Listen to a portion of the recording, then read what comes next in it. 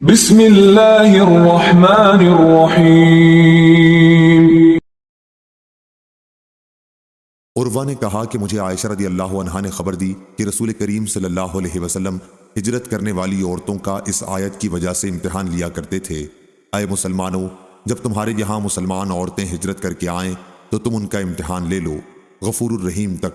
عروہ نے کہا کہ حضرت عائشہ رضی اللہ عنہا نے کہا کہ ان عورتوں سے جو اس شرط کا اقرار کر لیتی تو رسول اللہ صلی اللہ علیہ وسلم فرماتے کہ میں نے تم سے بیعت کی، آپ صرف زبان سے بیعت کرتے تھے، قسم اللہ کی بیعت کرتے وقت آپ کے ہاتھ نے کسی بھی عورت کے ہاتھ کو کبھی نہیں چھوا، بلکہ آپ صرف زبان سے بیعت لیا کرتے تھے۔ صحیح بخاری حدیث نمبر 2713۔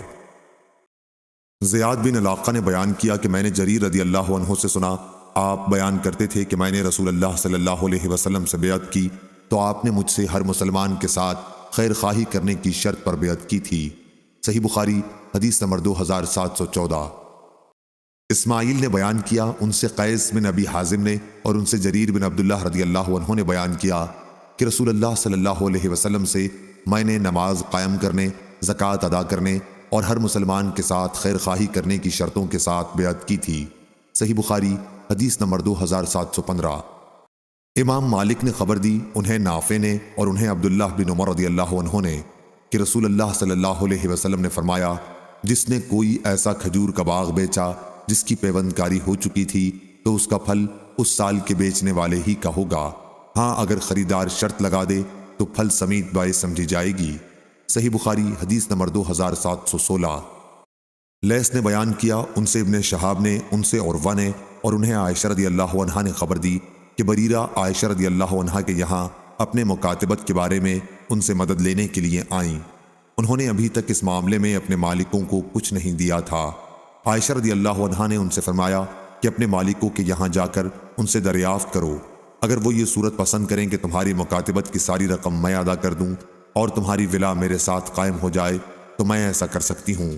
بریرہ نے اس کا تذکرہ جب اپنے مالکوں کے سامنے کیا تو انہوں نے انکار کیا اور کہا کہ وہ عائشہ رضی اللہ عنہا اگر چاہیں تو یہ کار ثواب تمہارے ساتھ کر سکتی ہیں، لیکن ولا تو ہمارے ہی ساتھ قائم ہوگی۔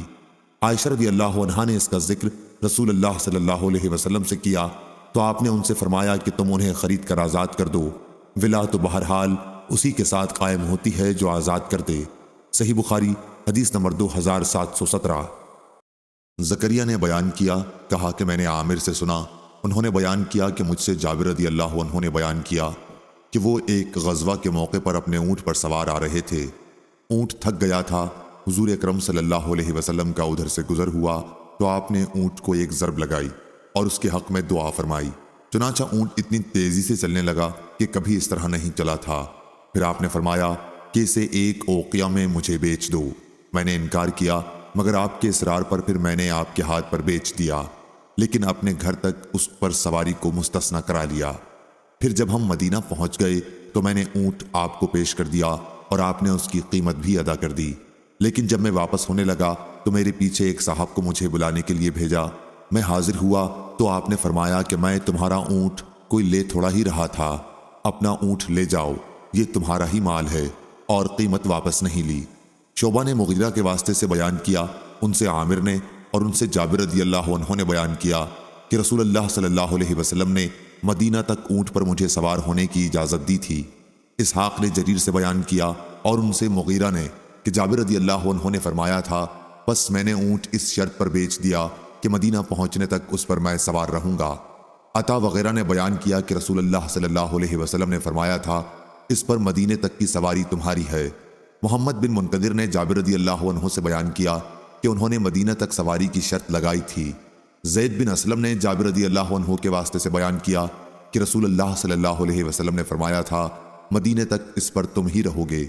ابو زبیر نے جابر رضی اللہ عنہ سے بیان کیا کہ مدینے تک کی سواری کی حضور صلی اللہ علیہ وسلم نے مجھے اجازت دی تھی۔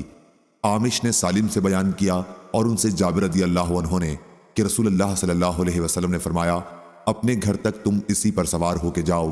عبید اللہ اور ابن اسحاق نے وہب سے بیان کیا اور ان سے جابر رضی اللہ عنہ نے کہ اونٹ کو رسول اللہ صلی اللہ علیہ وسلم نے ایک اوقیہ میں خریدا تھا۔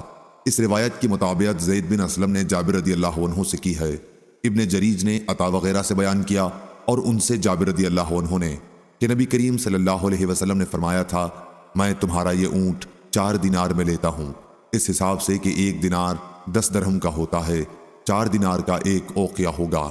مغیرہ نے شعبی کے واسطے سے اور انہوں نے جابر رضی اللہ عنہ سے ان کی روایت میں، اور اسی طرح ابن المنکدر اور ابو زبیر نے جابر رضی اللہ عنہ سے اپنی روایت میں قیمت کا ذکر نہیں کیا ہے۔ عامش نے سالم سے اور انہوں نے جابر رضی اللہ عنہ سے اپنی روایت میں 1 اوقیہ سونے کی وضاحت کی ہے۔ ابو اسحاق نے سالم سے اور انہوں نے جابر رضی اللہ عنہ سے اپنی روایت میں 200 درہم بیان کیے ہیں، اور داؤد بن قیس نے بیان کیا ان سے عبید اللہ بن مقسم نے اور ان سے جابر رضی اللہ عنہ نے کہ آن حضرت صلی اللہ علیہ وسلم نے اونٹ تبوک کے راستے میں غزوہ سے واپس ہوتے ہوئے خریدا تھا۔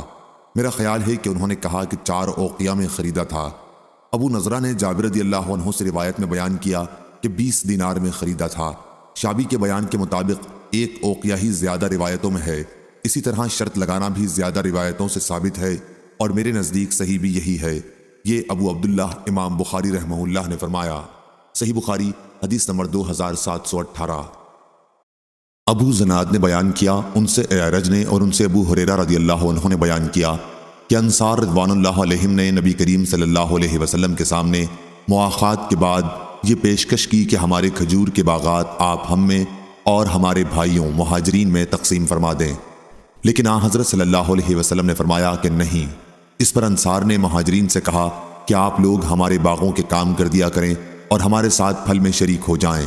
مہاجرین نے کہا کہ ہم نے سن لیا اور ہم ایسا ہی کریں گے۔ صحیح بخاری حدیث نمبر 2719۔ جریر بن اسما نے بیان کیا ان سے نافع نے اور ان سے عبداللہ رضی اللہ عنہ نے کہ رسول اللہ صلی اللہ علیہ وسلم نے خیبر کی زمین یہودیوں کو اس شرط پر دی تھی کہ اس میں کام کریں اور اسے بوئیں تو آدھی پیداوار انہیں دی جایا کرے گی۔ صحیح بخاری حدیث نمبر 2720۔